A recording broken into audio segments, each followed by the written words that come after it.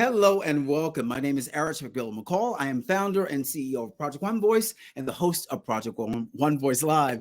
Welcome to this incredible celebration of Uptown It's Hot. Tonight, we are going to celebrate the brilliance of Maurice Hines and the musical that he created, directed, and choreographed, Uptown It's Hot. We're going to chat with some of the members of the original Broadway cast, and we're going to learn all those little interesting tidbits about the inner workings of a Broadway musical. Now, let me tell you a little bit about Uptown Is Hot. Uptown Is Hot was a 1986 Broadway musical created, directed, and choreographed by Maurice Hines. It was performed at the Lunt-Fontanne Theatre. The play was a musical anthology chronicling the history of African-American music in the United States. Now, although the music garnered praise, the play received generally unfavorable reviews. The play did, however, earn Maurice Hines another Tony Award nomination for Best Performance by a Leading Actor in a Musical. Uptown It's Hot ran from January 28th to February 16th, 1986, ending its run after only 24 performances. Now, today on Project One Voice Live, as I told you, we will chat with some of the original cast members about their experiences and the show. Please welcome first to the stage, Jeffrey B. Thompson. Jeffrey. Hey, how you doing, Eric? Hey, Jeffrey, how are you? I'm good. I'm pleased to be here. Hey, look, I love that poster behind you. Can you tell us a little bit about the history of that poster? Well, that poster, I'm using it as a virtual screen, but it was the publicity shot for the show when we were in Atlantic City. I'm kind of in the way of it. You can't see it, but it's all the cast members who were involved in it: Tommy Johnson, Keisha Walker, myself, Maurice Hines, Stanley Kay, who was one of the producers, Alicia Guys, Lawrence Hamilton, and Marion Ramsey. So we went out one sunny day in the summer of 80, I guess it was actually 85 then, and took a picture on the boardwalk at the Tropicana, which is where we were doing our out-of-town previews at the time. And that became the promo shot for the show. Great. So that's really interesting for us. So Uptown Is Hot began in Atlantic City. Yes, it did. Great.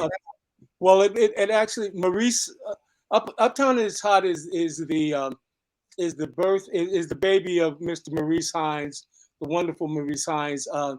Maurice has spent his entire life in show business.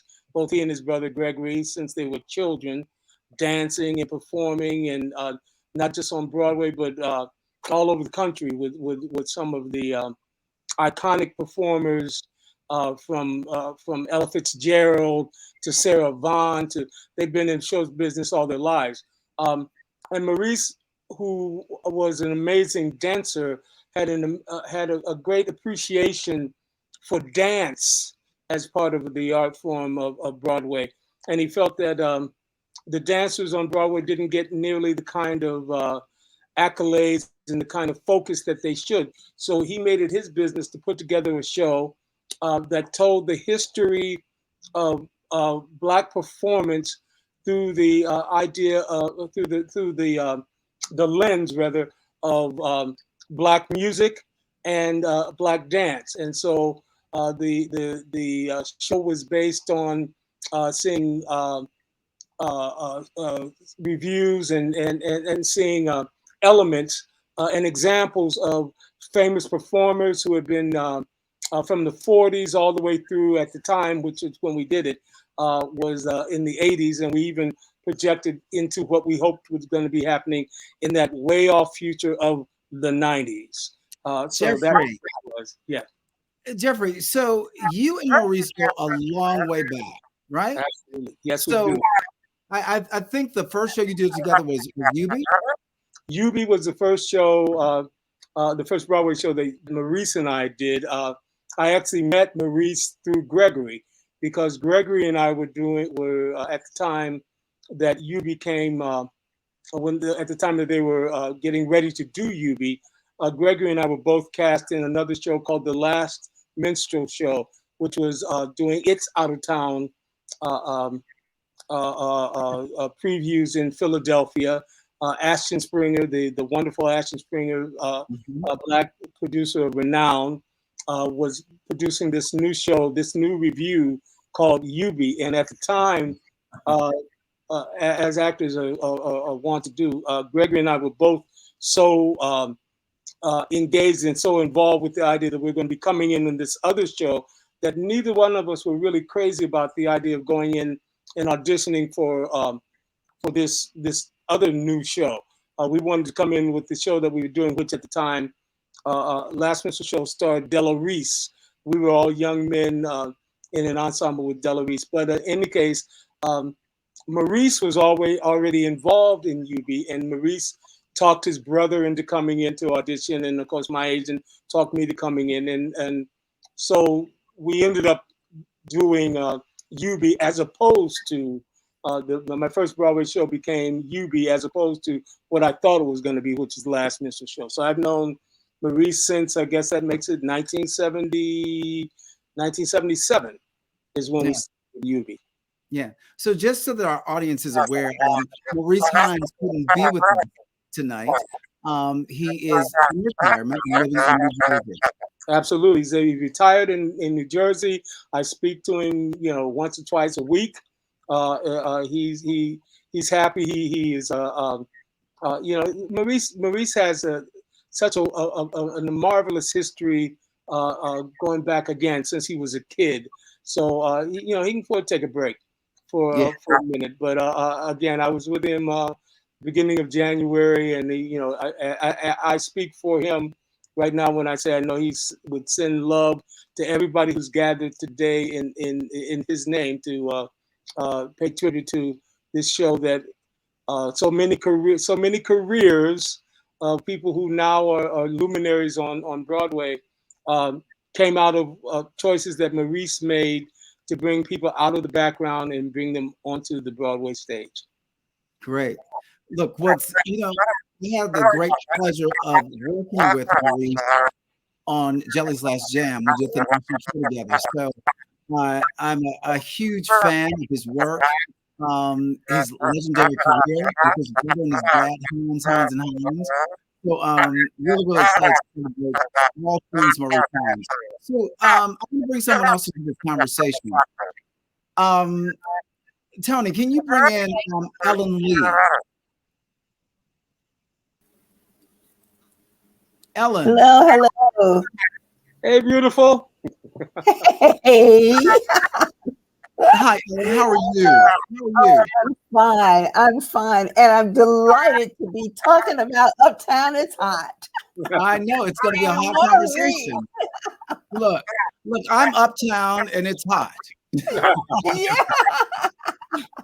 Hey, so Ellen, tell me a little bit about your journey with Uptown is Hot. You were the costume designer, right? I was the costume designer of the show, and I met him during UB. I was the wardrobe supervisor of UB, and everybody in UB was like brothers and sisters. And so he just asked me if I would do it, and I was like, of course, I would be thrilled because he knew that I really wanted to design. And so it was very difficult because we didn't have a tremendous budget, but we had a tremendous spirit. Yes. And so it made for just lots of hard work, lots of staying up and working hard.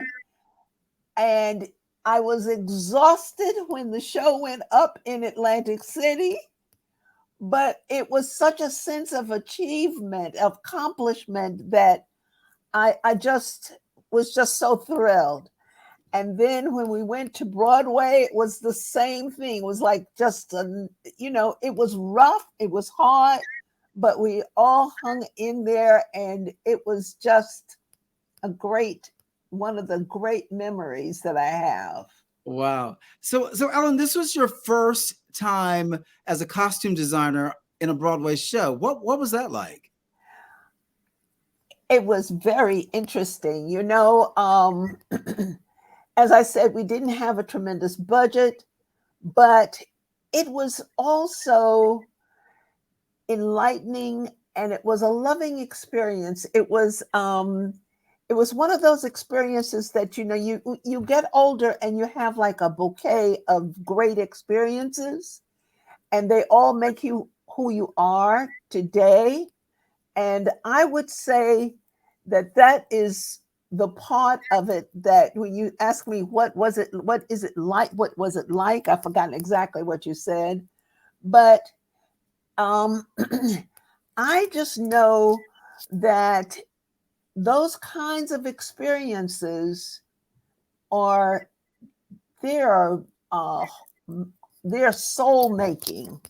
Mm-hmm. They make you a person that they give you strength and endurance, you know. So that's what it's like, because the glamour of being a costume designer, it looks fun on the outside, but we all know backstage it's like being a dancer.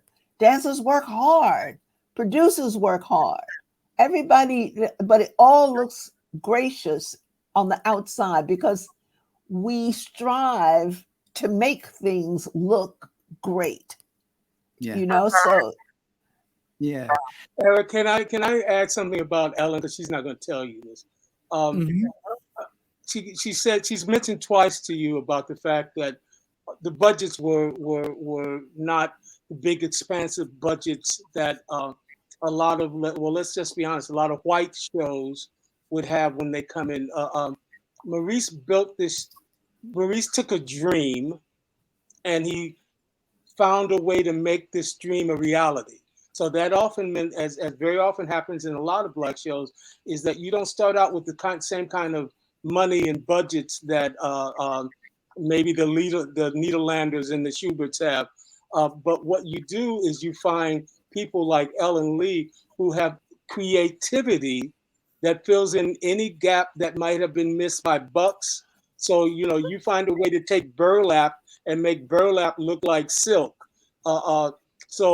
She you go into a fitting, and Ellen would have, again, I think we had a cast of, I guess, well, the others may tell you, I think there was at least 20 people in this cast.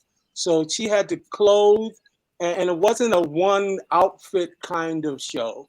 It was a show. lots of changes. There were, for every act that came up, you had to have a costume to, you know, a group of costumes to become to you know, fit that part of the show. And so you go in, and, you know, you walk into her office, and there'd be feathers and sequins and boas all over the place, while she was frantically and she and the crew that she had, making a silk purse out of a sow's ear. Wow. And when you walk away, when you can't, and each of us, when we walked out on stage, walked out looking beautiful.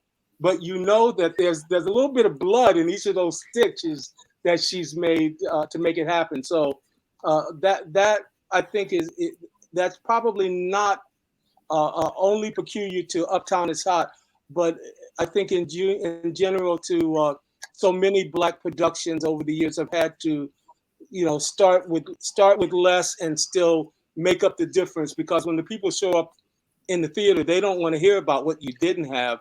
They want to see what you got. And Ellen is one of the people that made us all walk out there feeling like kings and queens in what she did. Ellen, I have to say that I physically made about 75% of the costumes myself. wow. That's really extraordinary. I want to move this conversation to talk about someone else as we talk about all the principles of the show. You know, not only did we have Stephen Thompson, we also had Alicia Dice was one of the original principals. Maurice Hines, we just spoke about, but also Marion Ramsey. And I know you work with Marion Ramsey, and you do. I know I'm missing a few other names, but can you tell me some of the other names that I'm missing were principals? Lawrence Hamilton. Lawrence Hamilton. Look at that picture behind me. That's Marion Ramsey there on the end in the red. Lawrence Hamilton next to her. Next to him is Elisa Guys. There's Stanley Kay, who's the producer. Maurice there in the center, who is the center of all of us. That's me. That's Fuchsia, and that's Tommy Johnson. So those were the principles of the show. But again, as you're gonna bring us in all over the course of this evening, out of the chorus or the ensemble, the beautiful thing that Maurice did is he gathered all these people that he could see potential of stars to be. People like Jerry McIntyre, who has gone on to be an amazing director and producer. LaShawn, we're gonna get into all of that. I really want to focus on the conception of the musical and everything about that, because you ran in 1986 and there were only 24 performances, so a lot of people didn't have a chance to see the brilliance of Uptown It's Hot. So Jeffrey, before you say what's in your folder, let me bring in. Let's talk a little bit about Marion Ramsey. Absolutely. Again, I have the privilege of having spent before 5 or 6, I forget how many years before Uptown. Both Ellen and I got to work with Marion Ramsey because we were all part of that show I had mentioned before, UB. Marion Ramsey is in my mind, she still is. She's no longer with us in this plane, but Marion Ramsey was such a force of nature. Not only was she extremely talented, she was a singer, a writer as well in her own right. And Marion had also done shows even before we did UB. So UB was not her first. UB was my first Broadway show. It wasn't Marion's first Broadway show. A lot of people who don't know Broadway would know Marion because Marion was also a featured member of the Police Academy movies, which came after that. She's the officer, I can't think of her name, but the officer with the little squeaky voice.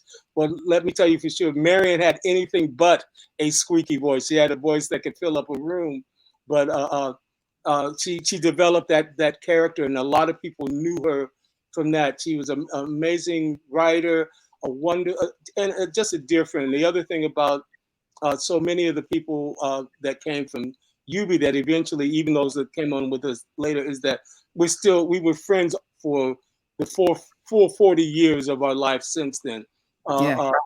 So Marion, that's something I can say about Marion. Yeah. So for the fans of Police Academy, she played Cadet. I've got it right here. Cadet Laverne Hook. Yes. That's who she played. She was hilariously funny in there. So as we chat more of the wonderfulness of Uptown It's Hot, let's bring Ruthanna Gray into this conversation. Ruthanna? Hi. Hey, Ruthanna, how are you? Hey. Hey. You know what's really kind of interesting about this is you and I knew each other from your relationship for Color Girls. Right. And we never in that meeting did we discuss that you knew Maurice Hines, or that you were part of Uptown It's Hot, or that you were part of the Cotton Club movie. Can you tell us a little bit about your journey with Uptown It's Hot and with Maurice Hines? Well, I came from a classical ballet background at Dance Theater of Harlem, and then I went to Alvin Ailey, and I needed to come up to speed with all these fantastic dancers on Broadway. So I went to Frank Hatchett Studio, and at Frank Hatchett, I would always see Maurice. It was a whole crew of people that were in the show, and so we would take class together. We would, Maurice would even teach sometimes, I think, as I remember. But he was always such this energy and just this very positive energy. And so as I started to mix my acting with my dancing. He went on to do UB, and we were all there together doing different projects. It was a wonderful time to be in New York and be a Black entertainer, period. Whether you were a singer, or dancer, or whatever. Maurice was your biggest fan. I mean, if you worked hard, Maurice was going to put the wind at your back. And I loved that Maurice, I could be doing a play and just say, Maurice, I just want to dance. And we would be dancing. So when he started doing this show, well, we did the Cotton Club movie together. I was a principal dancer on that. And then when he, and then in Vegas, we did some of the Cotton Club things, and then he started this this other show, and it was just such a joy to see him just choreograph and direct, and all those ideas I know were in his head, and it was hardest I've ever worked in my life. Yeah. He would come up with these visions of sliding down these big slides for like I don't know how long, and roller skates sometimes, and going from being a Supreme to flipping off the wig and being a Tina Turner dancer. It was tripping the light fantastic, and it was an energy in that cast that you knew that whatever Maurice asked you to do, he could do it 3 times over. He could do it 3 times over, and it was about excellence. And his family, his father, Gregory, they were all just so embraced our community, and really, it was a wonderful cheering team. I mean, always. Yeah. You know what, I keep hearing words about Maurice. I mean, his energy, the fact that he was always full out, there's so many wonderful adjectives to describe Maurice and his force as a creative person. And I love the fact that we're all here tonight because of our love of Maurice Hines. One of the things I love most about Maurice is he was a Renaissance man in a huge sense, because even to this day there aren't very many people, Black or white, who have written, directed, conceived, and choreographed a show. And Maurice has done that quite a few times on Broadway. And I think Uptown It's Hot was the first time. Am I correct, Jeffrey, when he did this? Which is really extraordinary. So I want to bring a few more people into this conversation, if we may. Tony, can you bring in Mariska Phillips, Fuchsia Walker, Leslie Williams, Robert Fowler, and do we have Darius Williams back there? Well, we'll bring Darius to the next wave. Can we bring in Sheila Barker?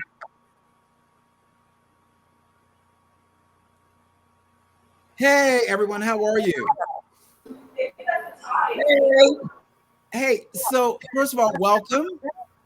And you all look hot. Let me just say that. All right.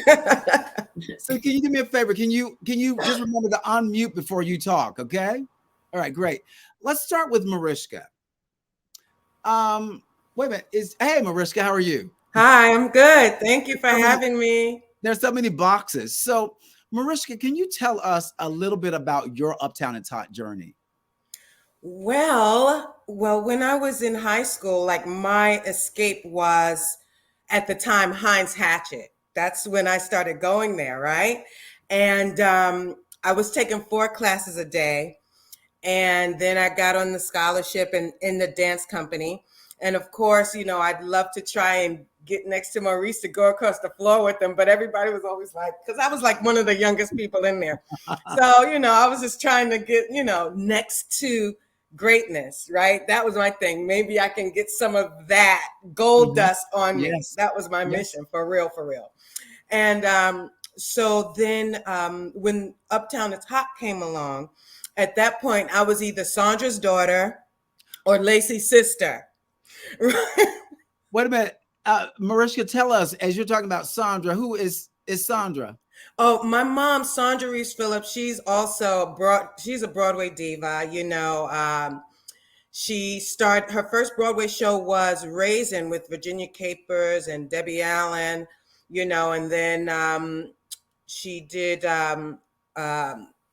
Blues in the Night and so many other shows. And she did Hot Feet.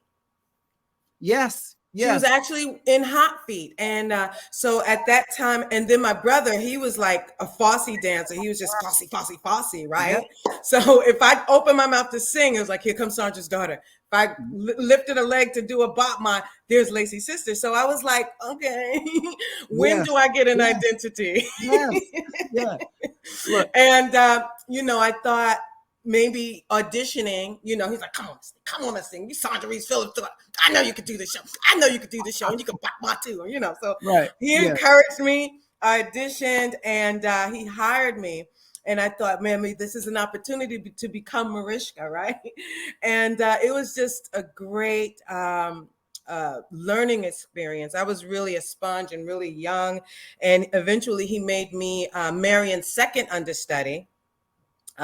Which was really cool. So I got to kind of shadow her as she was learning and watching her from the wings and learning the show from her. Let's just, you know, really excited to even like be considered for that role was like, man, you know, I guess I'm doing something right, you know? And so that's how I got in there. Wow. Well, look, you brought up a name that I think our audience needs to know who he is. You brought up the name Frank Hatchett. So we have two people here who know Frank very, very well. I'm going to start with Robert Fowler.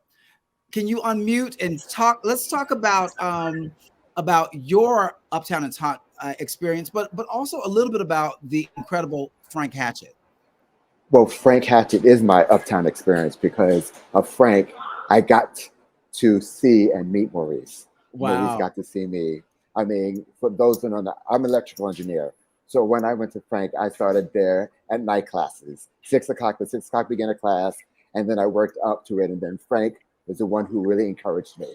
And Maurice saw that in Frank, him encouraging me. And Maurice took that chance on me, making sure that I got to my classes, making sure that I got to that audition. And he took a chance on me in the show. Because I had been nearly out of school as an engineer. So my dancing experience was primarily very, very, but I worked hard. Don't get me wrong, I worked really hard and I earned it. But Frank Hatchett was my mentor, my father. He was everything. And Maurice became that uncle. And he made me work. I mean, that was that old school, full out, everything was full out. So you worked for it. And I can appreciate, and I also have to acknowledge Mercedes Ellington because Maurice put me in a trio with Lawrence Hamilton, Chris Moore, and myself doing tap. Just so that you know, I had never done tap. Wow. Mercedes Ellington took me after every rehearsal, worked with me individually. So that was the experience that I had, and that was the mentorship that I had was with both Maurice and Mercedes Ellington. So Frank Hatchett is the beginning of all of that. Well, you know what I love about these conversations is we're bringing up names that the young generation should know, but unfortunately they don't know. So, I mean, Jeffrey's talked about Ashton Springer. We've talked about Frank Hatchett. We're going to bring up a lot of incredible names right here. We talked about, of course, Maurice's brother, Gregory Hines. So this is thrilling for me to really celebrate Black excellence in a great way. So Sheila, you worked with Frank Hatchett. I mean, and it was, look, I remember I got to New York City in 1988. So I remember this trio, if I'm correct. It was Sheila, Robert, and Franz. Am I correct? Yeah, correct. It was the Three Musketeers and Frank Hatchett. So tell me your Uptown and Hot story. Okay. First of all, I'm the only one, love you all, but I didn't audition. I got a call to be brought into the show. Now let me tell you why. I was already I love it. I was already doing a show at the Village Gate. So that's why I didn't go to audition. So they needed someone, and so I don't remember Mercedes or Maurice called me, or was it the manager? I don't know, but I just know I got a call, and then I thought about it. I guess I took too long. Then I got a call from Maurice or Mercedes. Said, "Come on, girl, let's go. Come to the show. Let me know what's going on." I said, "Fine." Before that, the reason why he called me, and let me just give you a little background. I was in Ballet Tap USA. That was the company that Maurice Hines and Mercedes Ellison did.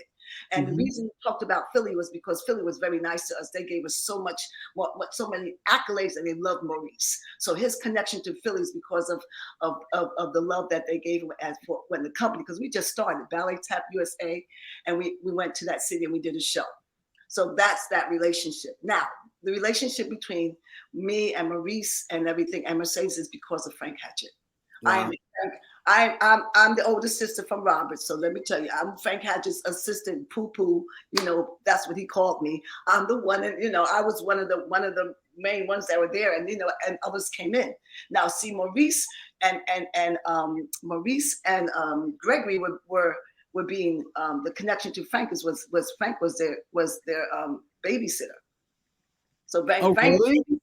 Yes, and so yeah, he babysit Maurice and Gregory Hines. So their connection was that kind of connection. So they knew Frank taught, and they were in class. I mean, they were in class sweating. So that vop it, you better vop and sweat until you drop, came from Frank. He didn't know anything else. So that accolades about not marking came from the fact that also from his work anyway. But also from the fact that he was in class with all of them, with Nathania, and all these little Boo Boo Mariska, the baby of the show, that used to try to work my nerves. I was also the dance. Okay, yeah, you laughing, right? I was the dance captain, So I was put on in that way under study of Elisa Guys, not vocally, but as dancer. So my connection with Maurice and everything came in a different way with Frank, because Frank is the center of basically all of us. And when you went to Frank class, you had all the divas, you had all the Broadway people coming to that, taking that class. And Maurice loved that. He loved us. He loved dancing with us. And that's why his connection to dance was so profound, because he saw the talent and energy inside the class, and he wanted to make sure he had a chance to let us shine and excel. And he gave us that, during Uptown is Hot. It was a show that he gave accolades and little spitfires and little, as far as letting us all shine. He gave us time to shine, just like he used Neil. He gave that. He found his talent, and he had uprooted it, and he just wanted us to keep moving forward. It was like a beautiful thing. Wow. Look, that's an incredible story. And look, again, we're connecting dots. I mean, you mentioned Mercedes Ellington, another legend. This list goes on and on. So, Fuchsia, I want to bring you into this conversation. I want you to get into this. So you're on the West Coast. You've don't forget to unmute for us. Fuchsia, again, all of you, I am fanning out a little bit, okay? Fuchsia, I remember you back in the day when I moved to New York City in 1988. You were doing Dreamgirls, playing Effie. I didn't see you in the production that they did at the Burt Reynolds Dinner Theater, but my dear friend Trent Armand Kendall was a part of that production. And he talked about you and Arnisha Walker. Yes. Yes, bringing back some memories. I just reunited with her, actually. Yeah. Oh, I love Arnisha. Please give her my best. We did a Dreamgirls reunion in New York City, but again, I want to get to your Uptown It's Hot story, and I'm sure it's hot. Well, mine is completely different. I was coming out. I think I was the most green.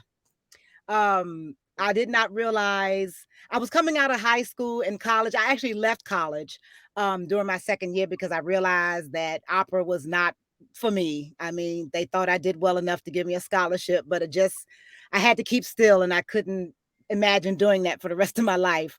So I left, but I stayed in Philadelphia. So I'm not from Philly, but I lived in Philly, and I actually found out about Uptown It's Hot in my days in Philadelphia. LaChance and I actually went to college together in Delphine. Delphine, you in the house? Elise Neal. A lot of the dancers that I know, came from, the college that I went to, which at the time was called the Philadelphia College of Performing Arts. So long story short, fast forwarding, my experience with musical theater was pretty much accidental because it was never on that list. So I come from the dinner theater, but I heard hush hush through the dancers that they were going to New York to audition for this show for this guy named Maurice, who I didn't know. I'm coming from Baltimore and not interested in musical theater or anything at all. I wanted business majoring was what I was more interested in. So I was pretty green. Fast forwarding, I got on that train from Philadelphia. I don't forget what the train, New York Transit, is that what it was called? From Philadelphia to New York? Yes, and, New Jersey Transit, New Jersey. That's it. Okay, that's it. Yes. And the only thing I remember about the audition was that it was a crowded place and everybody was excited about this man, Maurice. This Maurice Hines. This is how green I was. It was Maurice Hines. I was like, I got to see who this guy is. And the only person I recognized at the audition was LaChance. So we waved from afar. And so I don't remember a callback. All I remember is being in rehearsal at the 890 studios. Most of my memories are from the people in the show. They were my stars. They were my heroes and sheroes because like I said, I was so green. I still tell this story today because of Ruth Anna. She's one of the reasons why I got my equity card. She's one of the reasons that I'm about to cry. That pulled me to the side, who was nice enough, because I told them I snuck out of rehearsal. I snuck out of the Uptown rehearsal because I heard that there was an audition on the above floor for the Little Shop of Horrors, the movie. And I didn't get, and he actually told me right then and there, he said, I think you're great, blah, blah, blah, blah, but I don't want you for the movie. I want you to audition for the show Dreamgirls. How green am I? I pouted. I was about 18, 19 years old. I don't know. I was young and green and just ignorant, but it was bliss in the long run. And I remember talking to Ruth Anna. I walked right to her and I was like, I went upstairs and auditioned for this man named Vinny Liff for a movie. And I told her the whole story and she...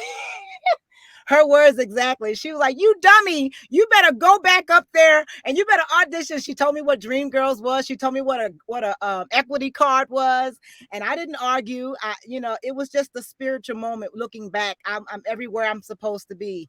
I just felt safe. Jeffrey Thompson, who I sang, we sang a duet together in the show. Wow.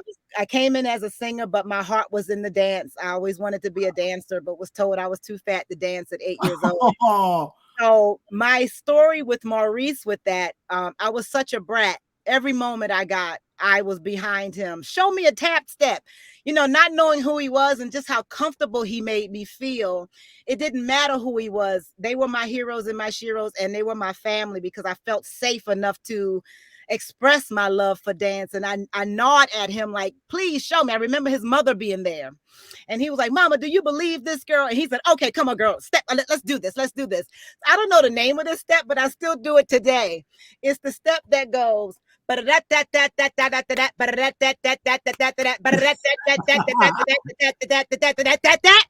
what I'm talking about? To me, that was a difficult, but he taught me that and he made sure I got it. And I still do that stuff today.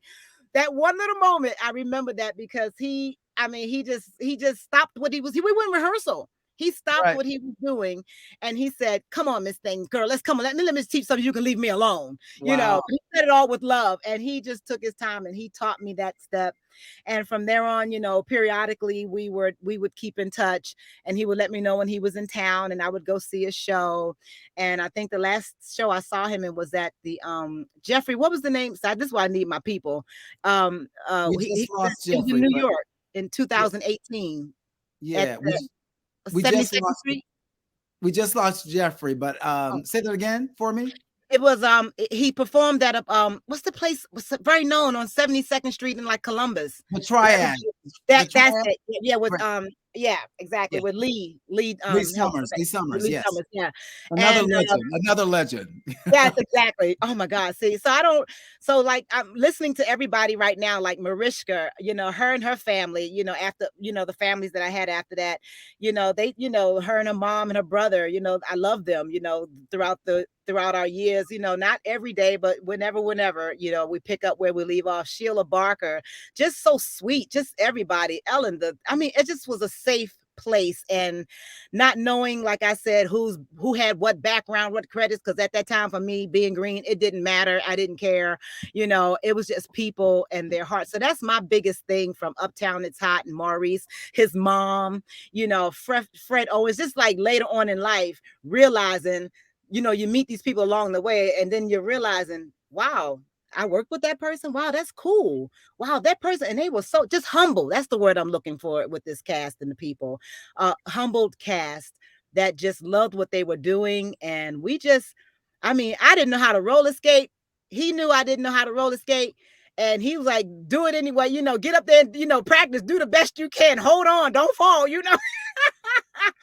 So, Uptown Is Hot for me is like, that was like one of my coming out of dinner theater. That was like my first, professional job. And boy, oh, wow, what a first job to have. Cause anything after that was just like, I better get the same kind of love and feel as safe as I did. It was a platform of something to look for on my journey and who I wanted to be around, and someone spoke of being around greatness. I think that was Mariska.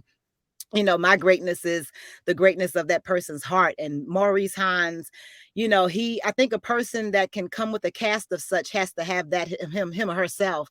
So, I just think of Maurice. I just think of love and big brother, uncle, just who you are, and don't apologize for it. And I love that, not being a slave or being free from people, and what, so that you can just be who you are and just love up. So that was my experience for Uptown It's Hot.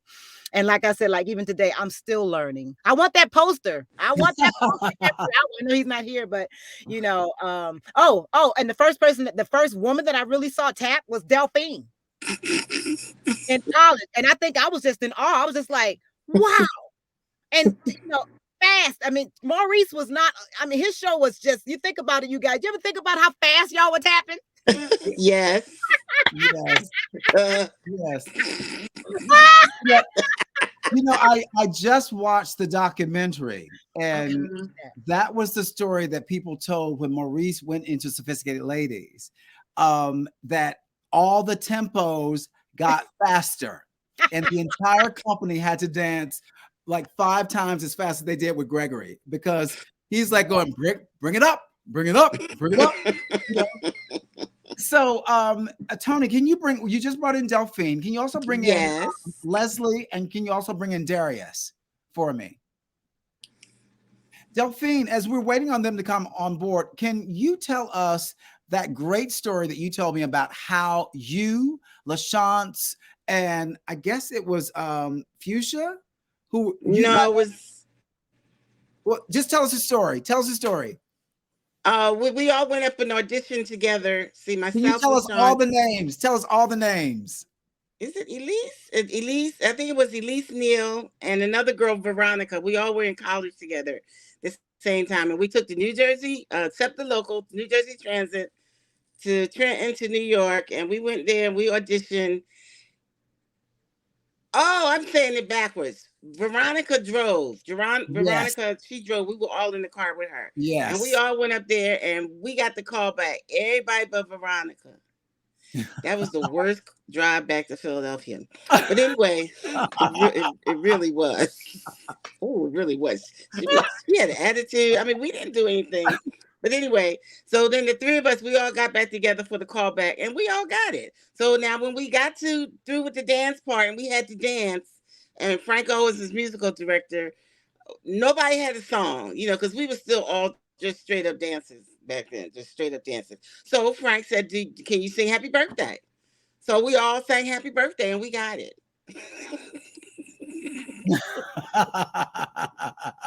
Yes, but Wow. I have to say this. If it wasn't for Ruth Anna in the show, I would not know how to do makeup, because that was the first time I ever heard anybody say beat. We got to beat your face. So Miss Ruth Anna, you get points, honey, because I know how to beat my face now.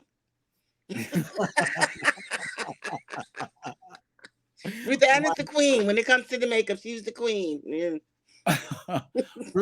Ruth Anna, thank you for helping Delphine learn how to beat her face. Yes. She told me how to drink something with red lipstick on, though. That's right. Hey, can we get Darius in this conversation? Darius, can you tell us your Uptown and Todd story? First of all, I'm just taking in the view of all of the love. Sheila, Ruth Anna, just cracked me up. Robert, Mariska, Babushka, Fuchsia, Delphine. Okay, yes. I have such warm, indelible memories of all of you. Delphine, didn't we partner each other in the audition? Yes. I remember we did. Yes. I remember that. Okay. First of all, I don't know how I found out about the audition, but I came and I saw Delphine. I had never seen anybody her size move like that. And she was slaying all the kids. And then we had to partner. I was just I was fascinated. I could not believe it. You were incredible to me. You changed my whole scope about dancers' bodies, whatever the case is. It's like, if you can dance, you can dance. Doesn't matter. Right. Thank you. I remember, first of all, I couldn't stand Leon. I couldn't stand Leon. First of all, I didn't know him. He had come from, half of y'all came from Philly. Lisa Mallory, Elise, no, not LaShawn. Elise Neal, Tony Chambers. Yes, Tony. And so Leon wasn't there initially when we started, so he came in he kind of came in late. And when he came in, there was all this brouhaha for his entrance. I'm like, who's this little midget, bow-legged midget? What's he gonna do? I did not know his legend. And do you remember, everything was sparse because we didn't have the orchestra didn't have all the sheet music, so we were listening to 33 LPs that Maurice was speeding up. We didn't have all of our costumes and shoes, and so Leon and I wore the same size, and we had to share tap shoes. I know that. Okay. We had to share tap shoes in rehearsals, and I couldn't stand him, so he would come over and he was like, "Hello, Darius, how are you today?" So nice, so loving to me, and I was like, I can't even be nasty to him. So I shared my tap shoes with him, and then we started rehearsals in Atlantic City. We were riding the buses, the Peter Pan, Trailways, and one day Leon and I were the only two people from the cast on the bus, and I was like, oh well, I guess I got to sit next to him. And when we pulled up into Port Authority, we were long lost best friends and brothers. And from there, when we finally got to do the Nicholas Brothers together, it just solidified our bond. Fuchsia used to crack me up. Fuchsia, you are a hoot. She would be telling me about how we were in school at the time studying classical music. And you were telling me about all of the compliments you would get, and how people were like, "Oh my God, you're improving so well." You're like, "I haven't done anything but show up and sing." So everybody thought you was doing all this work behind the scenes, and you were just gifted with this voice. So I was fascinated with that. Sheila came in, and she's like a technician. And then your whole little style and quirky ways, the way you move and the way you talk, and all, I was just like, who is this girl? Like, what's going on with her? And then I wound up at Frank Hatchett, and then I understood all of your legacy, your legend. When we were in Atlantic City, this was important because we were staying in those mini condos, and my roommates were Robert Fowler, Christopher Moore, LaChance, Elise, and me. Right, it's 5 of us. Yeah. That was it. And I couldn't believe I shared the room with all of you divas, and just to journey with you through life and see your growth and all the stuff that you've been doing, and LaChance and Elise and you and Mariska. I'm just like, I was in such good company, and we became such good friends. My Gemini sister over there, Mariska, Babushka. Ruth Anna, you cracked me up. First of all, we got up on those roller skates. First of all, when Maurice threw that in the show, we were like, what? What's happening? So Darius, you guys are talking about numbers. We don't have any context for this. Tell us what this number is. So it was the finale. We had gone through the whole show. Meanwhile, Maurice was on warp speed. So rehearsals, I told you, he was playing 33 LPs on 45. It was ridiculous. We had oxygen tanks in the wings, because we were just so winded from everything was speeding up. He's like, can't let them fall asleep. You can't let them fall asleep. You got to keep them excited, keep them up. So he was doing all of that. He decided to put the finale on roller skates for some reason, and he assumed we all knew how to roller skate, and we didn't. Wait a minute, Darius. Wait a minute. So you're tapping. Yes. You're doing ballet. You're doing modern. Yes. And roller skating. Hold on. And we're breakdancing. Wait a minute. And bike riding. I forgot. And the African number. Me, Chris, and Robert were holed up in each other's rooms, choreographing hip hop steps that we taught to the rest of the cast, with Jeffrey. That we came out that big. So the end of the show. It started in the 20s and it progressed to the 70s. So by the time we got to the finale of the show, we were dancing to Stevie Wonder's Higher Ground. Yes. And so we all come out of this big, gigantic boombox. We come out of the speakers, pop locking. So I knew how to do that. Chris knew how to do that. Robin knew how to do that. So he appointed us to come up with steps. And we taught Jeffrey, only to our gagation, because Jeffrey was like, what? Did you say pop locking? So he was dancing with us in this big boombox. There's pictures of it. And Leon is sitting on top of the boombox singing the Stevie Wonder song, right?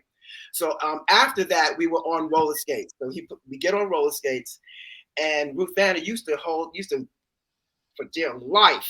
And when you start falling, you'll be reaching for me. I'm like, girl, you get up. But I held on to you. Those were just so much fun memories. And I don't think any of us had our equity cards at the time. Is that correct? I think you're correct, because according to when I've been talking to people, you start off as a non-equity tour. That's right. Then you eventually became equity. Right. And the producers saw the show and they took you on the road, and then you came into Broadway. Am I correct with the order? But yes. And so I credit Maurice, because he gave us 20-nothing-year-olds a chance. A lot of us didn't really tap. I had just started taking tap like maybe 6 months prior to that. So he took the energy that he saw and molded it, and we were just willing. So he taught us that. And then the show evolved in the way that it did, allowing us to get our equity cards right after that. So, but that speaks to Maurice's generosity. You know what I mean? Yes. I mean, look, he knew enough people in New York City. He could have hired an entire equity show. You know, he knew all these people, but he took a chance on this fresh new talent. That's the beauty of Maurice Hines, and to this day, I owe him all of that, because he did the same thing with Hot Feet. Because I taught a lot of those dancers in that cast. They came from Ailey, and they were 20-nothing years old, and he put them in a show and gave them an opportunity. So he continued doing that in the vein of the One Voice that you're doing. He kept trying to reach back to us, and so I credit him for that, because he could have hired professional tap dancers and called it a day. Yeah. Now you mentioned Hot Feet. Now, Hot Feet was another show that Maurice wrote, conceived, choreographed, and directed. It was on Broadway, and it starred Debbie Allen's daughter. Please help me with her name. Vivian. And what's her last name? Nixon. Vivian Nixon, yes. And she was extraordinary in that piece. Extraordinary. Debbie Allen Part 2. Hey, Tony, let's bring 2 more people in. You've got 2 more people in the waiting room. Can you bring them in for me? Meanwhile, I want to show this. We are in this book, y'all. Do y'all know that? We made it into this book. Let me show you where we at. The Stomping at Savoy number. Ugh. Sorry. That's us.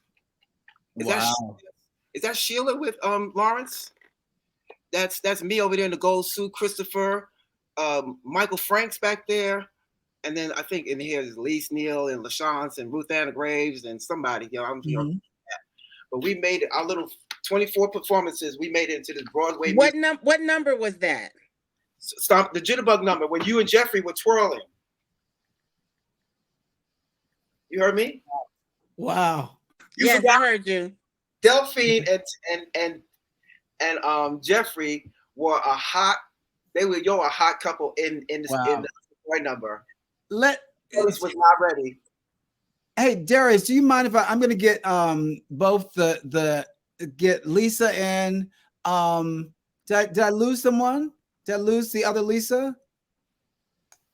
Yeah, I just lost somebody. So Lisa and Mallory, how are you? I'm good, thank you. Can you tell us your hot Uptown It's Hot story? Oh my goodness. Okay. I was a little known tap dance teacher in Philadelphia, and Maurice had this wonderful relationship with Joan Myers Brown of the Philadelphia Dance Company, Philadanco. Another icon. Yes. Yes. Big one. Yes. So Ballet Taps, Sheila had the story. Ballet Taps came to the Academy of Music, and there's a lot of tappers in Philadelphia, a lot of little known tappers in Philadelphia. I was one. And we were like, tap dance company, oh my God, oh my God, oh my God. So that's what Sheila was saying, how we just embraced them and so forth. And Maurice came to the Zellbach Theater in Philadelphia to a Philadanco concert. And Joan Myers Brown said, come here, I want you to meet somebody. And Maurice Hines walked up, and I was like, and he was so kind and so generous. And he said, come to New York and take some classes, child. You got to come to New York, take some classes. So I came to New York. I found a friend because I didn't want to travel to New York by myself. I was green like fuchsia. I didn't want to travel. So got to New York. It was the Hines Hatchett School of Dance, if I'm not mistaken, back then. And it's now Broadway Dance Center. It was Hines Hatchett School. And Mercedes Ellington was the teacher. I think, Sheila, you probably were there because you were everywhere, child. And took classes there. And then Leon Evans, I can't even say enough about Leon Evans, who's not with us now. He had a couple dance groups in Philadelphia. One was Leja Dance Theater, which Darius, I do believe, was a part of the Leja. Yes. Leon J. Allison Dance Company, and the Power 99 FM Dancers, the radio station. We were the Power 99 FM Dancers. And Leon said, look, there's an audition in New York. You got to come out to New York. So we all went out to New York, and Delphine and all her crew was there, and Elise and LaShans and all the little stars of today. And boy, he had Maurice's high energy. He's a talented choreographer, high energy, and we auditioned, and I sang Happy Birthday.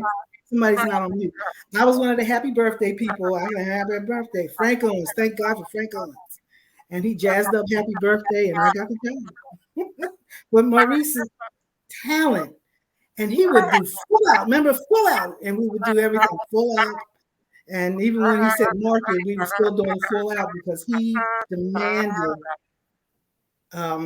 excellence. So that's my New York story. My first New York audition. I was just having fun. Yeah. And, he was great. Mercedes was there, and he, Frank what's Frank's name? Michael Franks. And Tiffany, you guys remember Tiffany, and she was our rehearsal mistress as well. But I met some great people, and thanks to Maurice, it was the highlight of my dancing career, doing this show and traveling with it to Washington, the Warner Theater at Washington. Then we went to the Forest Theater in Philadelphia. And, being from Philly, I thought that was big time, Forest. Wow. And then we went on to Broadway. And, the show did morph into different, it took on a different take everywhere we went. Because if you guys remember, Maurice wasn't in the show when we were at the Tropicana. Who started the show at the Tropicana? Marion Ramsey. Marion Ramsey was the star. Lawrence Fishburne was the male. Lawrence Hamilton. Lawrence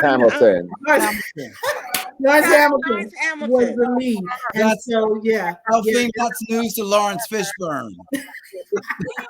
Lawrence Hamilton, right. And Maurice wasn't in the show at all. By the time we got to Broadway, it had a narrative. It had a storyline. He was an angel going through Harlem from the 30s to the 80s. And I know Mariska at one point said, you guys have to find the time to sit back and watch the show at least once. And I never got a chance to see the whole show because Maurice was one talented. Did you, Barry? Mute. Somebody needs to be on mute. I think it's Jeffrey. Jeffrey, mute your phone. Darius, can you both mute for me? Thank you. Thank you. I've been waiting to talk now. Y'all not gonna mess up my talk. But and I want to thank Erich for giving us the opportunity to do this and other shows that I've seen you do as well on your Project One Voice. So thank you, Project One Voice. Thank you. Look, there's nothing that I love more than to celebrate Black excellence and Black creativity. Robert and Darius were part of a historic photograph that we did last week, where we gathered these Black male identifying creatives for a photograph at Town Hall. And it was really just to say thank you for all the incredible work that they do in the field. So we're going to do this for the ladies in December 19th. So that's Sissy Tyson's birthday, okay? And then we're going to do it again in September for the first performance of the first Black theater in this entire country, the African Grove Theater, which was founded in 1821. They had their first performance on September 17th, 1821. It was of Richard III. So we're going to celebrate that as a huge Black creative collective. So anytime I get to celebrate all of you, I'm in hog heaven. So, and you guys are bringing up so many names that we need to keep alive. Okay. That's what I love most about it. And I'm going to miss some names. You brought up Frank Hatchett. You brought up Mercedes Ellington. Of course, we brought up Maurice Hines, his brother Gregory. We brought up so many incredible people. So, Tony, can you bring in the rest of the people that we have out for us, so we can add some more people to this conversation? I have a question. Yes. There were two people, I believe, that was in the show that were really, well, they appeared to be like professional skaters. It was a young guy and the girl. Was it Satan? Did he call himself Satan? Yeah, Mark Anthony Satan. That's it. Mark. And who? And then Lisa, another Lisa. There was another Lisa. Another Lisa, right? And Lisa Osborne. Did we know where they are? So Lisa Osborne and Mark got together and they went over to Germany and they were featured in Starlight Express. Oh, really? Osborne was the character Volta, and she was incredible on those skates. And so was Mark. I came over and did the show with them. There she is, Lisa. We were talking about you in Starlight Express. You and Mark. I'm not here. I can't. Can you hear me? Yes, you are here. Okay. All right. Yes, you are here. Hi. So sorry. Technical difficulties. Yes. Mark was the one that had you were saying that, can you hear me? Everybody froze. You can hear, we can hear you. Yeah, it was, I was going to say that it was Mark that had the idea about doing the Prince number because he loved Prince. He was a Prince, And what music did you use? You used 1999, correct? Yeah. What was that number like for us? What was that number like? It was on skates. I never skated. It was crazy. It was on skates. It was phenomenal. It was like a Starlight Express, and you just had to dedicate yourself to staying on your legs. And I was holding on to Darius for dear life. Only Maurice would think of something like that. The bikes, the skates. And you had to roll in on stage. So if you were rolling in, so if you fell, you were seen because you came in. I don't know how we did it. I remember the last night at the Tropicana, we buried the show and Maurice was livid. Hey guys, don't forget to mute. Don't forget to mute. Everyone mute for me. Thank you. We buried the show. And Maurice was livid. He was like, "You're not going to do that." One of the techies rode somebody's bike across the stage with one of the Tina Turner wigs on. Oh, it was crazy. We had fun. We were young. We had fun. And Maurice, we want to thank him for giving us the opportunity. Some of us, that was like maybe the only big thing we did. So it was the highlight of my life. Jeffrey, hold on. I need to get some other people in the conversation. We'll be right with you. So Tony, can you bring in? Are we having someone? Can someone mute? Thank you. Thanks, guys. if we all mute, we can hear everyone very clearly. Thank you so much. So Tony, we're missing two other ladies. Can we bring them in, or are we having some difficulties? Because I want to make sure that we all have a moment to tell our stories. All right.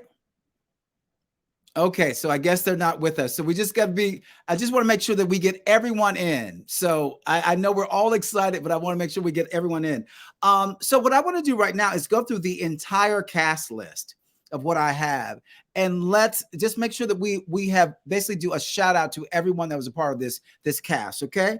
Of course, we have Maurice Hines, Alisa Guys, who is living in Chicago right now. We tried to reach her. And for our viewers, Alisa Guys was in A Different World. She played Keanu Owens, the love interest for Kadeem Hardison. And there was a triangle between Whitley, Dwayne, and Keanu, right? Yes. So next up, we have Lawrence Hamilton. Lawrence Hamilton, what can we... Look, I did Ragtime with Lawrence. He's an incredible performer. Can you tell us a little bit about Lawrence Hamilton, a great Lawrence Hamilton story? Anyone? Jeffrey? All right. Well, I'm trying to think one I can tell you that won't be X-rated, but Tall, handsome. Lawrence Hamilton was an amazing actor, singer, dancer, performer. I used to call him the corn-fed Arkansas boy. Lawrence had the voice of an angel. He and Maurice had gone back from even before we did Uptown. And again, when we were at Atlantic City, and the times when we were out of town, Lawrence was the male lead. And when I say that, Maurice came in Broadway and lifted the show up by putting himself not only he was in the spotlight, but by using his name, he allowed the whole show to be lifted up. So he put his butt on the line, being not just the writer and the producer, but also going out there every day and sweating, putting in sweat equity with everybody else every day. And still Lawrence continued to do the majority of what he was doing before. Maurice just did some of the songs and got the lead role. Lawrence is also was one of the boys to not boys to men, Backstreet Boys. One of those boy groups. I can't think of which one it was, but Lawrence was their musical director because Lawrence was an amazing musician and composer and arranger as well. He's in the Arkansas Hall of Fame, Yes. Because he's from Little Rock, Arkansas, or outside of there. So again, just I can't say enough about enough good things about Lawrence. Lawrence was also my roommate. Everybody's talking about when we were in Atlantic City. To this day, I'm a vampire because we used to work all night. We did our shows up until 11 o'clock at night at the Tropicana. Then then you go from there, and that's when you ate your meal at 1 o'clock in the morning in the cafeteria because food was free. And then we went home and played cards and fried chicken and carried on until the sun came up, and then you slept all day. So I've never quite recovered from that vampire lifestyle that it got established back then. So Lawrence was my roommate back then. So just an amazing guy. And as you know, he was on Broadway. He was. He did Leon. He did Leon. He understudied Joy's Last Jam. He did Ragtime. Yes, thank you so much for muting. Thank you, guys. He did Ragtime. Just an incredible performer who passed away, who left us way too soon. Extraordinary, velvety voice. Let's move on. Tommy Johnson. Remember Tommy?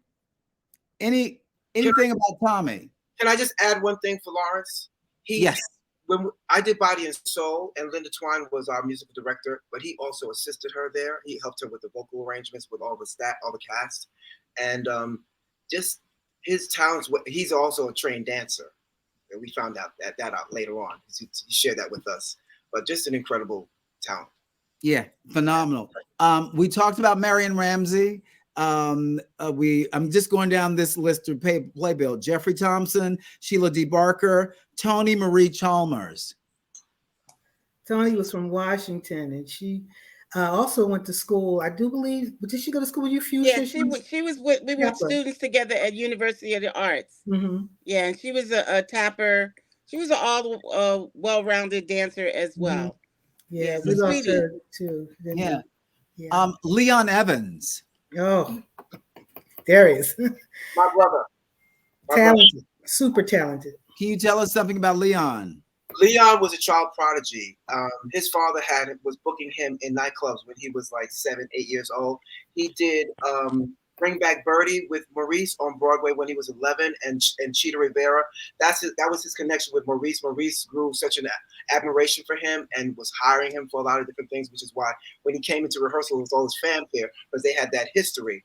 And then Lisa was saying that he had his own dance company. He had a talent development company where he was developing young groups. He was a musical director. He played the piano by ear. He arranged their songs. He wrote songs. He was an incredible songwriter. I did a lot of shows with him. He would call me in to guest artist with him. He gave me so much love and support. I didn't choose to do concert dance. So when he was pulling me in, there was a whole lane that I really wasn't interested in, but he incorporated a lot of theater with it because he was always surrounded with all this amazing talent. And I teach now, and I guess the precursor to teaching was when I was living in Philly, he would take me with him to all these different assignments in schools. He would put together their shows, their Christmas shows. He was really, really a phenomenal person. And when we finally connected, I got to do the Nicholas Brothers with him. We bonded as brothers. We fought as brothers. And we would get to that wing and we would pack all that and we get on that stage and it was just all magic. And I'm just indebted to him for that because he just saw something in me. And he also pulled a lot of stuff out of me. Called with his company. Yeah, fantastic. We talked about Robert Fowler, Michael Franks. Anyone, Michael Franks. Michael Franks was assistant to Mercedes, a really sweet, dear guy, excellent tapper. And I do have one little quick story. It was Michael and Tiffany. Tiffany, she was the other assistant who was actually a white girl, but she could really tap. And she was part of Ballet Tap USA. Correct, Sheila? Yeah. But Michael Franks had a thing for, I do line dances. He had a thing for line dances. And he used to call me Noonie. That's my nickname. So he would call me Noonie and we get over there and we start doing line dances. Michael Franks was really fun. A whole lot of fun. Wow. Lavette George. Wow. Yep. She was a character. Yeah. High energy. So sweet girl. Yeah. Her and Jerry McIntyre, they were best friends. They just had their private world together. And again, where were they? Lavette was in Starlight Express. She was in one of the starring roles in Starlight Express. She played Pearl, and the character is always usually played by a white girl and has pink hair and a leather miniskirt. When Lavette came into that show, she was like, "No, I need brunette," and she made sure that they identified her character with her identity, with her race. So she was a black girl to step into that role and say, "I want to represent as a black girl in this role." So everybody tried to call her names, but I really applauded her for standing up and making a path, because all the black girls after that had the choice to either wear that pink wig or the brunette wig to identify themselves. Wow. I want to say one thing about Lavette. Whenever I talk about Lavette, I have to say this. We were when we were in Washington D.C. We were there at Christmas time, and I had just gotten. Remember the clapper? Yes. The clapper was the thing that you got, and it turned your lights on. Lavette George had a voice. If Lavette would laugh, if she came in my room and laughed, my lights would go on and off. her voice was she was an amazing energy, and one of those people that we lost way too soon. And I love her. You could turn the lights on and off. Yeah. See, we're next up. Ruth Anna, we talked about Yolanda Graves. No relation, correct? Anyone, Yolanda Graves? Well, Yolanda was the understudy for the lead part. Jeffrey, do you mind muting? Thank you. She was the understudy for the lead part, and she took over the lead part when Marion Ramsey left to do, I think, Police Academy 2, was it? She had to leave the show at the Trop to do Police Academy 2, and Yolanda Graves stepped into the leading role and did a phenomenal job. As a matter of fact, she's the one who let me stay with her when we were in New York because I had nowhere to stay, and I stayed in Brooklyn at her place, so she was kind as well. But she stepped in that lead part, and she killed it. I tell you, Yolanda did not take prisoners. She did not take prisoners. When she got on that stage, she left it all right there. She was ready to go. Yes. Worked with her a lot. Wow. And Yolanda also is part of a tradition of people who, when they didn't get the kind of work that they should have gotten here, Yolanda went to Paris, where she's back and forth even now, back and forth to Paris, where she is a well-known celebrity. She does nightclub acts and is still working that way. So she's not to be played with. And Yolanda and Darius, I met Yolanda at Encores. She's flawless. I mean, she's ageless. Yeah, she still looks the same. Exactly. Yeah. So let's move on. Oh, here we go. Lisa, hi. we got you. Look. Yes, Lisa, hi. you have to tell us your Uptown and Tot story. Well, so I was going to high school of performing arts, and in New York City or in New York City on 46th Street before music and art and performing arts merged. Yes. And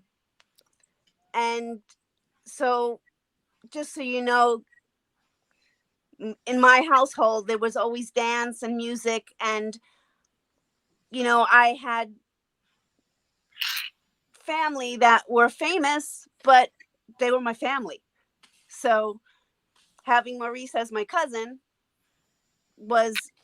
he was just my cousin. So for me, getting involved in dance was just something that I loved. And when I got into high school of performing arts, and then eventually learning about auditions, and my mom always telling me about Hines and Dad, and knowing about all the history, and I was like, really? And my mom teaching me my first time step in the kitchen, and she was like, yes, it's gonna be great, and she was living vicariously through me. We had heard from Maurice that there was going to be an audition, and I should come down and audition for it. So I went to the audition, and everybody's, I didn't know the Philly scene. I just knew about PA. I had gone to Dance Theatre of Harlem. I had my scholarships there and at Ailey, like you, Ruth Anna. But I too was not really quite adept at tapping, even with all of that. So I, went in there with my best foot forward, and just knowing that in my family, it's you work. Yeah. You work for everything. And that was no different when it came to me as well. So I had to audition. I'm like, where's Sheila? I had to audition like everybody else. And I had to pass that audition, or I wasn't going to get the job. Wow. Because as Maurice says, as everybody knows, no lurking. No lurking. Wow. Pull out. And if I was going to be in the show, nobody was going to say, oh, she got it because. Yeah, no, I was going to get it because I was deserving. Like everybody else in the show was deserving. Mm. And we didn't even know you were related to him. So that took a minute. Because that's not, I never did that. That's my family. And this was work. Yeah. This was professional. This had nothing to do with connections or nepotism. It was anyone that deserved to be in that room was in that room. Yes. Yeah, Lisa, you do look a little like him now that now that you take a look at me. Look, I think Sheila must have been related to Maurice as well. That's why. Because we all want to be like Sheila when we grow up. Just people just call you up and just offer you gigs. I know, it's just great like that. So I went in and I did my audition and I got it, and I was so excited. And Lisa, how old were you? You were what, like 18? Are you asking a female her age? Is that what you're doing? No. At that time. Well, don't even tell me that, because that will disclose. Well, we already know that this show this is our 37th. I think 37th anniversary. So don't say anymore. You were a young woman. I was a baby. Okay. You were 3 years old. I mean, imagine doing all this at 3 years old. Absolutely. We, and it was such, as I've heard everybody, I'm trying to think of something else that I can offer with all of the memories and all of the accolades and all of the everything's that can come with it. All I know is that I felt so incredibly, I felt accomplished. I felt proud to be included in a family, because we were all a family, and he was my family. He's my first cousin. My mom and Aunt Alma, my mom Ramona and my Aunt Alma were sisters. And finally to be on stage and to be performing, doing something with Maurice was incredible. Wow. We all got to the Tropicana, and I remember that step, fuchsia, that one, right? So we all had we stage left, stage right. We're doing all the back and forth off of each other. And I remember Maurice coming to me one day, and he was like, he set up a rehearsal for me with Delphine. He was like, you're gonna have to. I've been watching you, so I can't have family on stage, and then they're not together. We can't have that. Everybody got to be sharp. And I was like, absolutely. He was like, and then nobody gets you can't get out of it. So he was like, I'm putting you together with Delphine, and Delphine kicked my butt. She was like, she had everything. I forgot about that. You forgot? You did? I don't forget. I didn't forget that one. We practiced that till I learned that in my sleep. And then it was perfect. And the whole experience with Uptown was perfect. I think it was said that we all didn't really know the talents that we were standing beside. Yeah. We didn't know what rough gems we were. And it was Maurice that found us and put us together and just created magic. He helped us to create a magic all together. And for that, I think all of us are forever grateful. Lisa, I think you said the word about Maurice. He's magic. There is, when anyone talks about Maurice, they talk about what a force he is, what a creative force he is, his energy, and it's what I'm loving. What's so intriguing about just conversing with all of you is you see such light in your eyes when you talk about Maurice. And even when you talk about all these other legends, there's a light that pops in your eyes. And my God. And I want young people who don't know these names to, when they see this conversation, they'll go and Google and find out that these are the people who created a path for you, not even knowing that you were going to exist. God, I hope so. I hope so. You know, meeting Mercedes Ellington, having all those rehearsals back in 890. You said it was 890. It was you know, and there were our show was much longer. There was a tango number that Mercedes put together. There were 3 couples. Emira, and yeah, I remember that. Yes, you remember the tango number that Mercedes choreographed? It was myself and Mark, and oh gosh, Emira, and was it Mark? Yes, Mark was Mark and I were partners. Mm-hmm. And who was the third couple? I can't remember. I forgot about that. I don't remember. Yes, it ended up getting cut from the show. Yeah. The show was too long. We had so much that they had to condense it. And that one got cut. But yeah. Now you guys incredible. Yeah. Now you guys mentioned Emira Hunt. Did we talk about her? She does my hair every 6 weeks. So she's out in LA now? Yeah, she's out in LA. Not about an hour from me, but I go see her every 6 weeks. We talk about Uptown is hot. She showed me pictures. We laugh, we talk. She even talks about how, you know, she wasn't really a tapper. You know, I think she became the swing. Yeah, she was the swing. And for her not to have and I think Maurice knew, I think she said, but he, you know, took her on anyway and was like, you know, do this, do that, learn this, learn that. I mean, he must have seen something because she was a swing of phenomenal dancers. And for her to say that, you know, she was, you know, not really fully like a full-on, professional trained dancer. You know, she could move and pick up stuff pretty well. But yeah, but Emma was a phenomenal dancer. She's back from the BJ school back in that day. She studied out there. Phenomenal dancer. Yeah, she had to jump in anybody's part. You're a swing dancer who's ever out. You've got to jump in there and you've got to do their part. So you had to know left from right, front from back.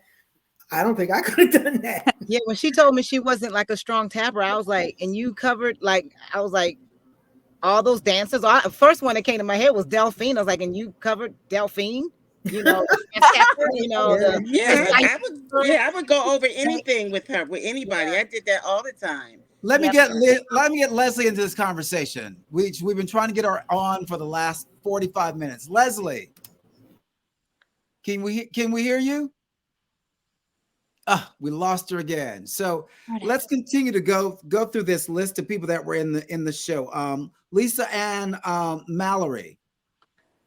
And she, wait a minute, Lisa. Yeah, we talked to Lisa. Yeah, Philly connection. Philly, go Philly, yeah. Philly. There, we have to talk about that Philly connection because he hired he had so much love for Philly. Delphine S. Mance. Delphine T. Mance. Yeah, it's a T in there. It's a T. Oh, the T. I have to really comment on my partner who used to flip me several times, and we was quite a hoot. They loved it, didn't they, Jeffrey? Oh, yes. We all loved it. Hey. I am disabled now, but because of that. But yeah, we danced our asses off for a few hours, a few minutes every day. So yeah. Thank you.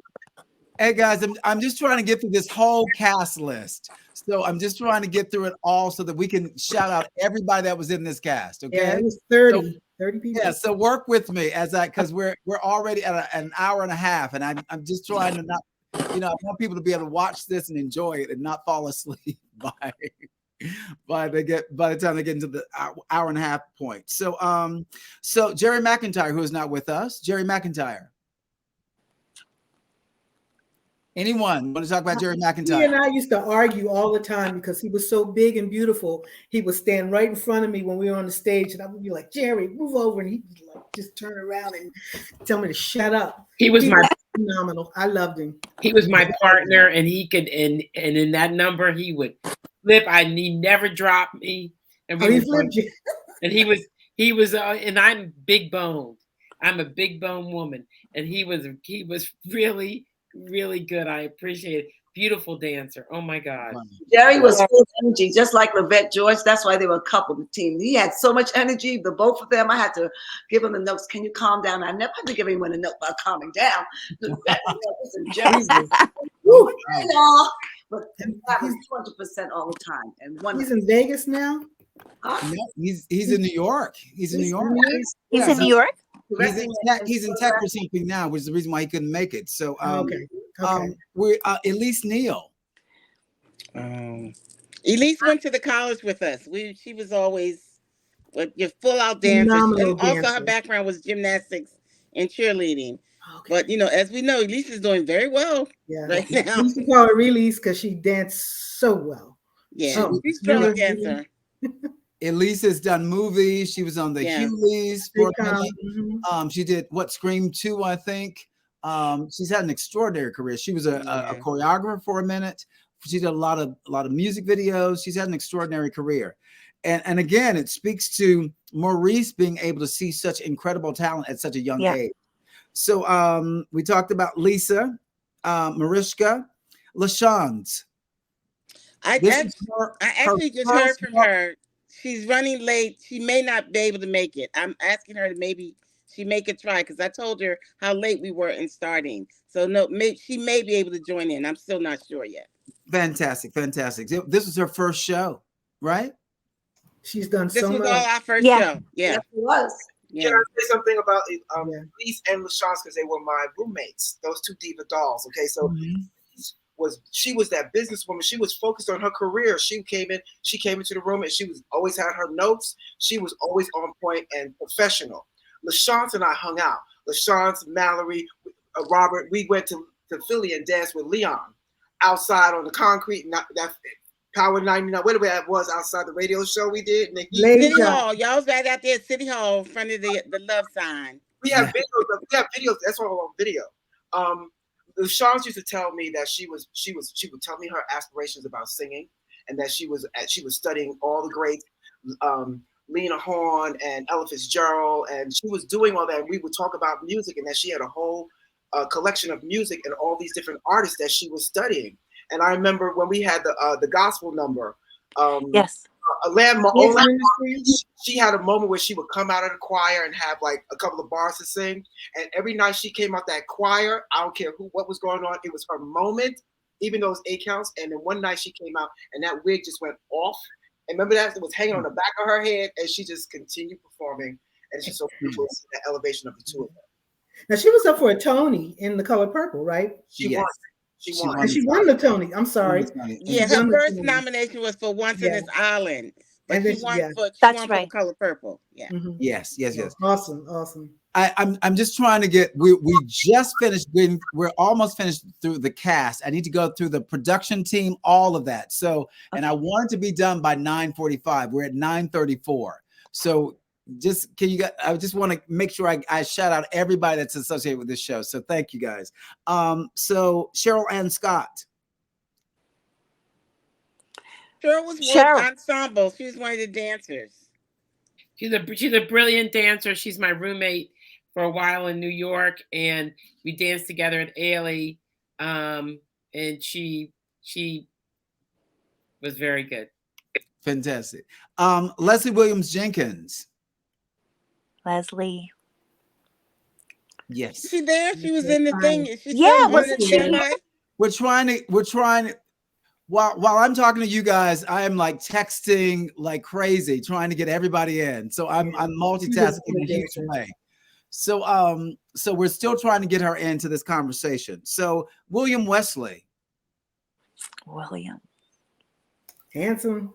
I'm sorry, dancer. William was a sweetie. He was that dancer. Sometimes you kind of had to watch out for your spacing, but he gave you full out energy, and it was a really nice guy. Sheila, I'm loving that laugh back there. You had to watch out for your spacing. Come on, Sheila. Come on. I'm just laughing at Delphine giving them my notes. No, I always wanted to be dance captain anyway. I know you did. That's all right. You became one of my closest friends on the show. So you taught me a lot, Sheila. And I Ruthanna? appreciate that because you were Ruthanna? very patient. And I learned a lot from that. And I thank you. Ruthanna? Oh, I thought you were just saying it was a praise Jesus moment. Saying amen. Amen. Frank Owens. Oh, what a great That's a conductor. brilliant. That Frank is a brilliant. Just so brilliant. Everything he touches. is Dear, Talented. dear man. His artistic genius and his heart for the music and the piano, he just makes it all so easy. I know. And he was always putting the arrangements together. Oh my glory. I work with Frank, just here, but every time I see him, it's just magic. And wow. all tappers love working with Frank. You know what I mean? If he's behind them playing, whoosh, amazing. Again, I need to Yeah. I want to speak on Frank. In fact, again, to bring us back to Maurice. Maurice and Frank have a history that is long and carried on well beyond Uptown is Hot. Frank is somebody that if you got young listeners who are watching this show, Google Frank Owen and you will learn the history of music, not just Broadway music, but Frank is a concert pianist. He's an arranger. Yes. He takes my breath away when I stop to talk about him. But his relationship with Maurice is that anytime Maurice had ever done his an act or any shows that he did, Frank was always the person who Maurice always had with him. He's an amazing musician and somebody that it's worth your Googling if you don't know who he is, because if you Google Frank, it's going to take you through to Dinah Washington, to all kinds of people in our Black theater history just by Googling Frank's name. So. Oh, just some of the shows he did. So, of course, Uptown is Hot. Musical director. Ain't Misbehavin'. He was a performer in Ain't Misbehavin'. Right. So he's had an extraordinary career. Let's continue on this list. So Cody Armstrong, who did the wigs for the show. Wow, Cody. That was my buddy. Yeah, he did good. He did the wigs, and we hung out a lot. And he lived in Delaware County, somewhere out here in Delaware County, and I haven't heard anything from him. Has anybody heard anything? Yeah. Okay. Well, Cody, he said after Uptown is Hot, he went on to work on one of the big shows on CBS. Cody was an extraordinary artist, both in terms of makeup, but Cody also looked like he would mug you in the alley, and it was always very funny to be with Cody because you'd be walking down the street with Cody, and you know how folks will lock their doors when you walk by because they think you're going to rob them. Cody would have his bag, and we would laugh because I'd say these people think you have a gun. They don't know that you have pressing irons, and pin curls in your bag. Right. Because look, he's one of those people that you really learn. Don't judge a book by its cover. But the brother was an amazing makeup and hair artist, and I love Cody. I really love Cody Armstrong a great deal. Yeah, Tom Phillips, the scenic designer. You guys remember him? Okay, we talked about Ellen Lee, the costume design. Mark Weiss was your lighting designer. Mercedes Ellington was your assistant choreographer. Yes. Susan A. White was assistant lighting designer. Charles Green did the orchestrations. Chris White, additional orchestrations. Fred Norman. Tom Bridwell. Arrangement. Okay, listen, I got to speak on Tom Bridwell because Tom Bridwell is my cousin. Tommy is my cousin. So again, I'm taking privilege to speak on Tommy. Tommy Bridwell was an amazing musician. I didn't know he was my cousin until I had actually done a show with him. I kept hearing the name Bridwell, and that's a family name in my family. And this is before we did Uptown. We were doing a showcase here in New York, and my mother had gone to a family reunion and sent me a T-shirt, and I wore the T-shirt to our rehearsal. And Tommy stopped me and said, why you wearing that shirt? Where'd you get that T-shirt? I said, that's my family. He said, that's my family. And then we realized that we were both cousins. He was an amazing guy. We lost him just about 5 years ago now. He had moved down to South Carolina, which again was where the maternal part of my family was from. And his children are all grown. I don't know if you all remember Tamika, the little Tamika. Yeah. Yes. And what about his wife, Leah? Yeah, so his kids now have kids, and again, a great guy, and who we lost too soon. Yeah.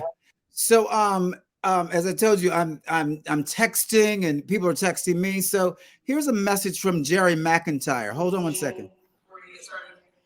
I don't know if you guys can see this. I hear it. I'm in tech. Good doing.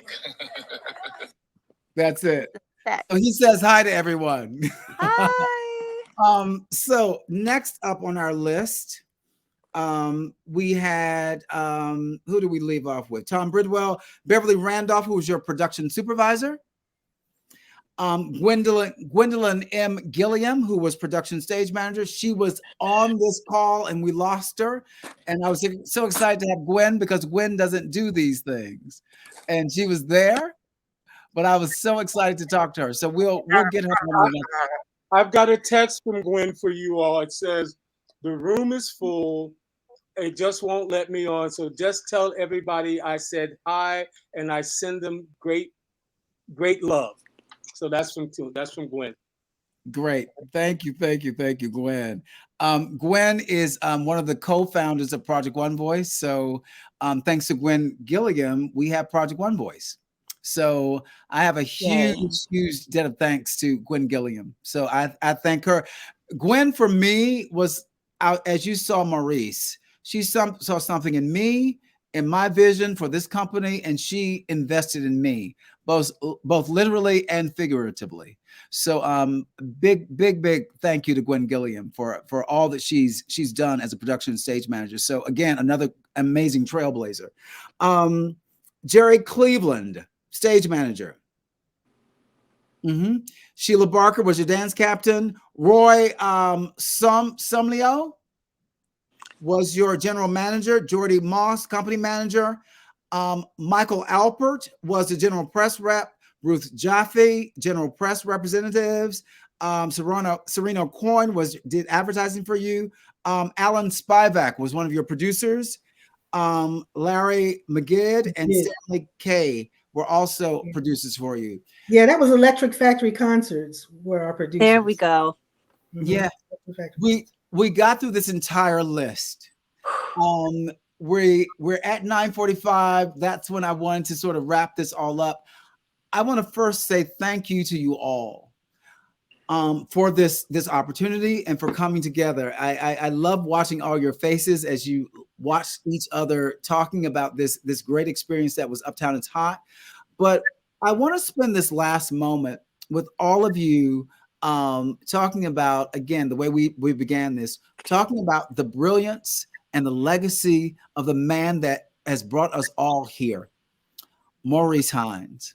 Yes. So I'm going to go and start with Lisa. Yes. You are which Lisa? Lisa, who just said which Lisa? Okay. Yes, you. If we start with you and just something really short and brief, let me do this. One word that encompasses the spirit, the legacy, and the greatness that is Maurice Hines.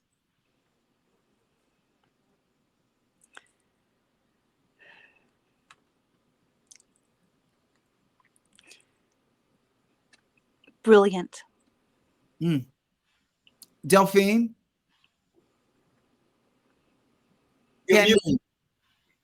Make sure now you can unmute. Oh, sorry. Full out. Jeffrey? Loyal. Wow. Sheila? A bright light. Darius. Generous. Lisa. Love. Say it Love. again. Love. Wow. Fuchsia. They stole all my words. Giving. No. All of those and giving. Generous giving. Ruthanna. He just took my word. Magical. You know, I'm pretty sure that Maurice is going to see this. And as you know, he's in retirement and he's living in New Jersey. I talked to Mel Johnson Jr., who was one of his dearest friends, along with Jeffrey V. Thompson. He's going to share this with him. So let's just wave to him and give him our love. We love you, Maurice. We love you. We love you. We love you. So again, I want to thank you all for this. Thank you for this wonderful time of coming together, of celebration of all of you, all of your magnificence. And thank you for giving us Uptown is Hot. One thing that we didn't get to touch on was opening night for you guys.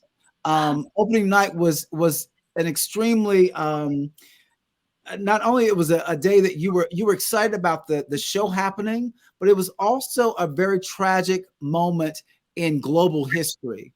Does anyone want to talk about that moment? Anyone? It was devastating to know that those people didn't make it in that ship. My parents had just arrived at the Milford for opening night, and that they told me. And did you hear? And I said, what? Because we're all excited. We're rehearsing. We're tired, and it was tough to take. And what happened that day? What happened? It was the Challenger exploded upon takeoff, 72 seconds into takeoff or something of that nature. And they were all the astronauts on board were lost. And It was devastating, but we had to move on. You know, we just had to move on and do what we had to do. You know. But it was surreal. It was weird in a way because there was this omen in the air. It was palpable, like 9/11. And we were trying to skip to our opening night. Mm-hmm. So you had this juxtapose of this tragedy and this celebration, and we were all young. Lisa, to your point, we were babies, and that's the beauty of Maurice's generosity, that he was giving us something.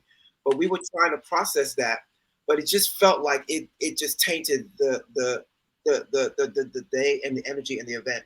I remember our opening night party at Tavern on the Green. And it kind of had like a lackluster kind of, we were trying to celebrate, but it didn't really feel like, I don't know how everybody else feels about it. But something in the air. It felt like an omen. It really did. Yeah. Anyone else have any thoughts on that day, on opening? I do. Go ahead. Okay.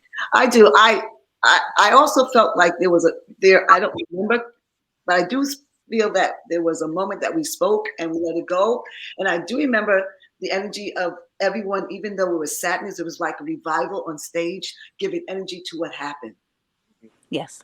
And that was a profound thing because it elevated. We were a part of something that was devastating, but we're also a part of being the finale or being the funeral for whatever, and giving light to it and love to it. And that's also what I felt carried in along with the opening night. You know, we had our moments, but then that gleam, we took it on and we honored it, but we also had both things happening at once. That's what I felt. Yeah. No, and that's pretty much, I was going to go in that same vein, Sheila, just knowing that tragedy, and with the old adage of the show must go on. I'm not trying to be funny about and be disrespectful to anything that happened that day, but we took that, and we took that energy, and we took the memory of those lives of those people, and we carried it through, and we pushed it out the other end because of everything that we had all been through already together. We just took that energy and we let it shine out the other end. And it's another moment of connection for all of you. Yeah. You know, it's another moment that makes Uptown It's Hot, for lack of a better word, hot. You know? I thank you. I'm going to do one more thing before we leave. I want you all to give. We've been talking about the legacy of Black creativity. I want you guys to share someone, a Black person, a Black creative that has inspired you, and that's how we're going to end this. Again, let's do it in the same order. Lisa, someone, a Black creative who has inspired you, because I think it's so important that at this time in our lives that we speak the names of those important individuals in our history. We're in Black History Month, or Black American Heritage Month. So we're celebrating the legacy of us as Black people in this country and the diasporic nature of our legacy. So is there anyone? I know there are many, but just one. Wow.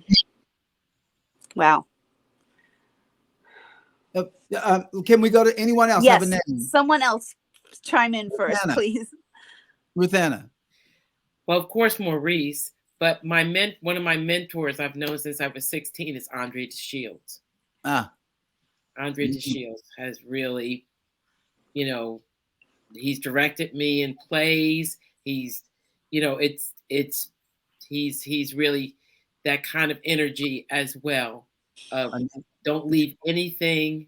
When you go on that stage, don't leave anything. Yeah, another great legend. Yeah. Anyone else?